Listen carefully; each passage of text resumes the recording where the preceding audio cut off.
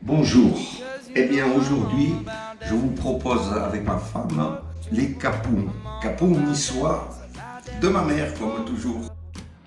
Les capous, c'est quoi? Les capous, ce sont ce qu'on appelle des feuilles de chou farcies. La feuille va servir donc à envelopper la farce et vous aurez aussi certaines feuilles que vous allez couper, hacher et qui va donc venir agrémenter la farce. Et pour commencer la farce, on prend quelques feuilles pour 8 capous en gros, parce qu'on va faire que 8 capous en gros. Hein.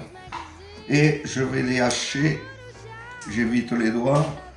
Je vais prendre l'outil des ancêtres, qui là il y a de la génération là-dedans. Hein.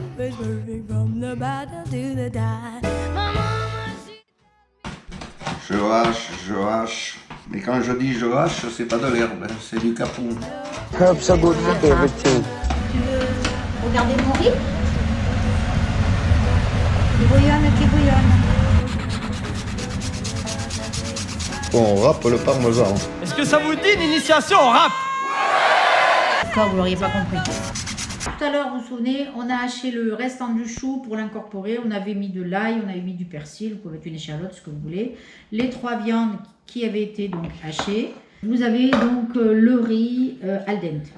Voilà. Voilà. Al dente. Oui, il est al dente. On va commencer par la viande. Hop. On continue par le chou. Gamin, on attaque. Et on finit par le riz. Après, on met le parmesan.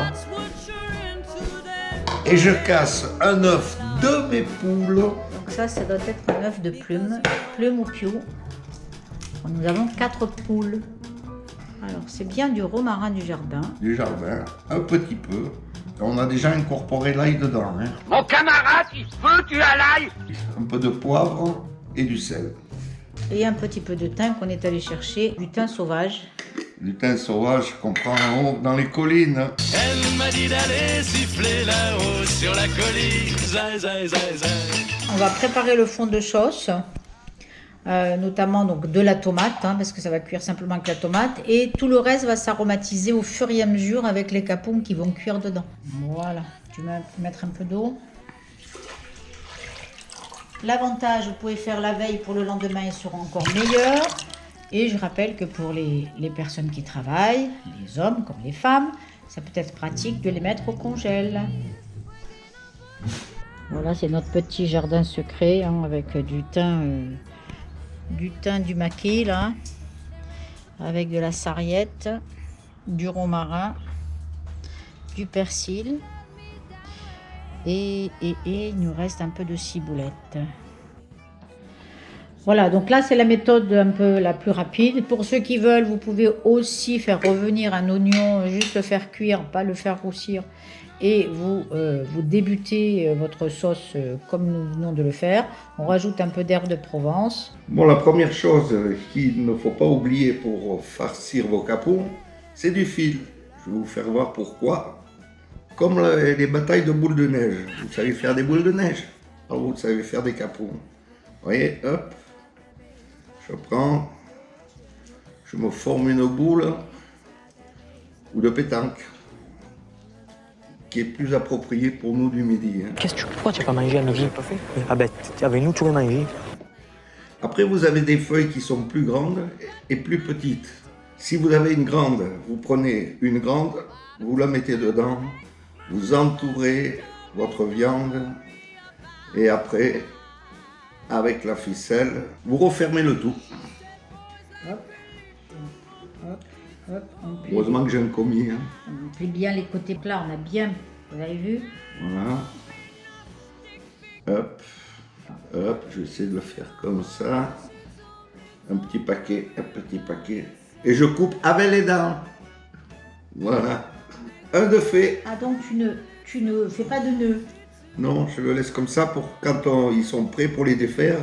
C'est plus facile. Bon, on va passer à un autre avec deux feuilles. Alors, 2 petites feuilles, celle-là et celle-là. Ou alors vous faites des capons plus petits. Voilà, donc là, on voit bien qu'on n'a pas matière à tout fermer. Donc, on en mettra 2.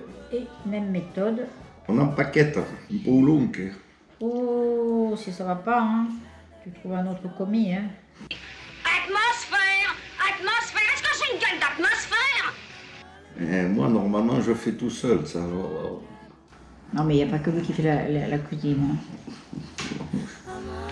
voilà. Et toujours avec les dents. T'as une paire de ciseaux. Mais non, c'est avec les dents. Ma mère faisait avec les dents, moi je fais avec les dents. Allez. Eh oui.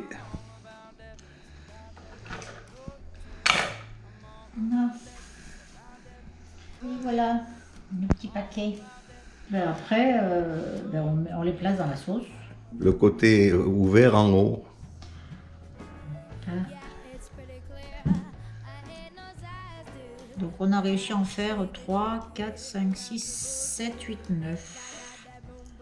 C'est tout bon. Alors, le principe, c'est que le capon doit bien tremper dans la sauce. Le capon doit être bien dans la sauce. Si pendant la cuisson, la sauce baisse, il faut toujours laisser le capon avec la sauce dessus. Là. Et on va laisser mijoter combien de temps? Bon, là, on peut laisser mijoter plus d'1 heure. Hein. Voilà. Mais à petit feu. À petit feu, à 1 heure, 1 heure et demie. Et je rappelle que les capons sont meilleurs le lendemain. Donc après une cuisson d'1 heure et demie à feu doux, nous allons faire le test. On va vous montrer à quoi ressemble le capon. Le plus dur, c'est d'enlever la ficelle. C'est un jeu. C'est un jeu. Alors je tourne. Tourner. Ah, c'est bien, t'as gagné. Bon, maintenant, la découpe Du capon. du capon. Et la petite astuce, vous arrosez votre capon au milieu. Voilà. Devant vous, je vais pas me gêner. Hein. Je vais goûter.